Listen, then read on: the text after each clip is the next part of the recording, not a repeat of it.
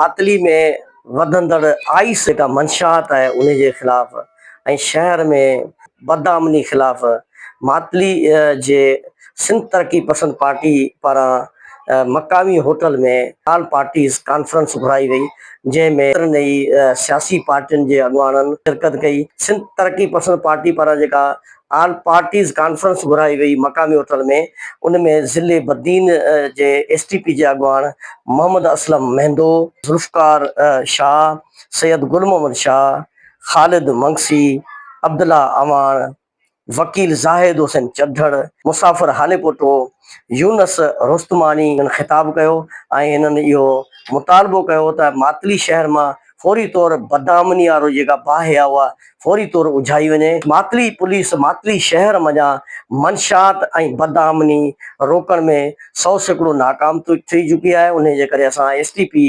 पारां हीअ आल parties conference घुराए इन में इहो फ़ैसिलो कयो वियो त ज़िले बद्दीन समेत डिवीज़नल जेको आहे हेडक्वार्टर आहिनि ऐं उन्हनि ते एहतिजाज कयो वेंदो ऐं जेसिताईं मातली में अमन ऐं सुकून न मिलंदो तेसिताईं इहो एसटीपी पारां एहतिजाज जारी रहंदो। ऐं हिननि मुतालबो कयो त मातली मञा फौरी तौर मंशात जा जेके वॾा डीलर आहिनि उनखे गिरफ़्तार करे कैफ़रे किरदार ताईं पहुचायो वञे।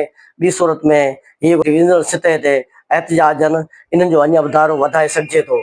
कैमरा टीम सां गॾु हसन पंवर, मातली।